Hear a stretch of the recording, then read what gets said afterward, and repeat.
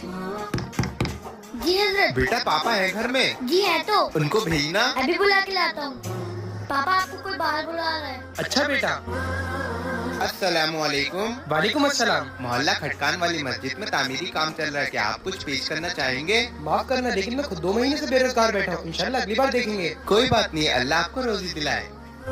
रुकिए हजरत। हाँ बेटा क्या हुआ? हजरत आप 2 मिनट रुकिए, मैं अभी आता हूँ। बेटा तुमने उन हजरत को क्यों रोक लिया? तुम्हें पता है ना कि मेरे पास पैसे नहीं है। पापा मेरे पास है पैसे जुड़े हुए, मैं भी आता हूँ। पापा इसमें है पैसे। लेकिन बेटा ये तुमने अपनी बर्थडे के लिए जोड़े थे। पापा बर्थडे पे तो जिंदगी का 1 साल कम हो जाता है, और मैं फालतू पैसे खर्च करने से अच्छा अल्लाह के घर में लगा दूं, क्योंकि अल्लाह के घर में पैसे लगाने से जीते जी और मरने के बाद भी सवाब मिलता है। बहुत अच्छी बात है, ये पैसे मस्जिद में लगा दो। ये लिए हजरत। कितने पैसे हैं ये? हजरत गिने नहीं है, आप ऐसे ले जाओ। बेटा अल्लाह आपको इसकी जता दी।